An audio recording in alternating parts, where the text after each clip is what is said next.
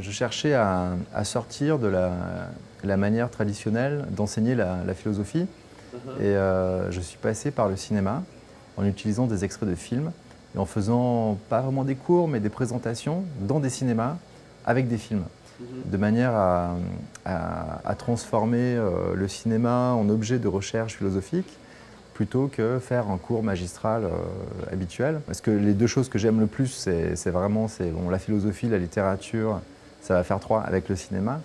Et je me disais, tiens, est-ce qu'il y a des liens entre les choses que j'aime? J'avais envie de voir s'il y avait des liens entre l'abstraction philosophique et la manière dont on monte des images, dont on cadre, dont on filme. Qu'est-ce que c'est une idée de cinéma? C'est ça qui m'intéresse. Donc est-ce que l'œil de l'esprit a quelque chose à voir avec l'œil de la caméra? Comment ça se connecte? Donc j'ai exploré ça avec deux grands philosophes difficiles du XVIIe siècle. J'ai pris Descartes et Spinoza, qui tous les deux ont utilisé les métaphores de l'œil, de la lumière de la raison, de l'intuition, etc. Et je me suis demandé si ça permettait de comprendre quelque chose au cinéma, même si le cinéma n'existait pas. Je présente des associations entre des textes et des films dans des salles de cinéma. Voilà, c'est un laboratoire ouvert, les gens peuvent proposer, intervenir. Il n'y a pas de classification entre films d'art et d'essai et gros films commerciaux. Il n'y a pas de hiérarchie universitaire. C'est un lieu de plaisir, d'échange, de réflexion. Les premières idées qu'on a, vraiment dans l'histoire du développement d'un enfant, c'est vraiment le cinéma, la télé, c'est maintenant les images et les images montées et les images qui racontent une histoire, qui sont premières. Et je me suis dit, bon, ben, la philosophie, au fond, maintenant, ça vient en second.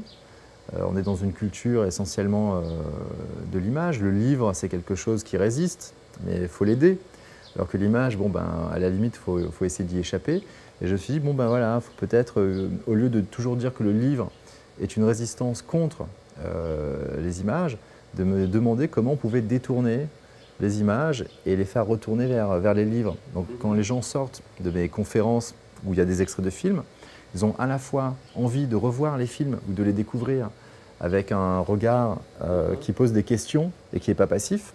Donc c'est un regard actif de spectateur et en même temps envie de découvrir des textes qui paraissaient difficiles, qui paraissaient lointains, qui paraissaient peut-être morts, qui sont réactivés par le fait qu'ils permettent de penser un objet moderne. Pour expliquer la méthode cartésienne, il y a 4 préceptes. Et ce que j'ai fait, je me suis demandé si ces 4 préceptes pour bien penser, ça ne pouvait pas être des préceptes pour bien agir dans les films d'action. J'ai pris une scène de Collatéral de Michael Mann où on voit Tom Cruise, qui est un tueur à gages et qui est très méthodique. Et je me suis dit, peut-être qu'il utilise des techniques qui correspondent à la méthode de Descartes. Alors par exemple, Descartes dit que pour s'assurer qu'on n'a rien oublié, quand on pense, il faut faire un dénombrement ou une énumération. Et je me suis dit, tiens, pour l'œil de la caméra, un dénombrement, une énumération, ça peut être un panoramique, par exemple. La caméra tourne sur son axe et balaye le champ à 180 ou 360. Ça peut être également un plan séquence. On essaye de rien oublier, de tout montrer. Donc je me suis posé des questions comme ça. Le livre, c'est vraiment autre chose que les conférences. C'est un approfondissement. Alors ce que j'ai fait, j'ai essayé de garder un rythme où je mets une scène. Alors la scène, je la décris évidemment, je mets les dialogues pour essayer de garder ce plaisir de pouvoir lâcher prise un moment et d'être spectateur, puis de devenir actif pour essayer de penser quelque chose avec un ton très familier, en essayant de rester oral, quoi.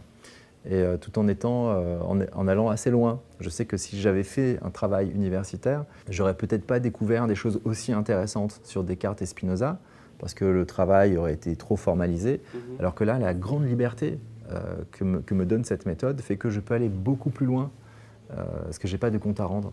Donc le résultat, pour moi, j'en suis content, parce que j'ai réussi à sortir du carcan un peu de la recherche universitaire pour faire une recherche vivante, publique, avec des gens qui ne sont pas des spécialistes et qui ont des questions intéressantes, quoi, qui méritent un développement, un approfondissement. J'ai fait des courts-métrages, là j'ai signé pour des longs-métrages, j'écris des scénarios. Et si tout se passe bien, je devrais tourner un film en français et en espagnol une histoire qui se passe au Costa Rica en 1948. Oui, j'ai un gros désir de cinéma, c'est ça aussi qui m'excite. C'est vrai que les textes philosophiques de Descartes, de Spinoza, bon, on se dit, on comprend ça, on peut comprendre, mais une fois qu'on a compris, qu'est-ce qu'on fait? Où est la vie?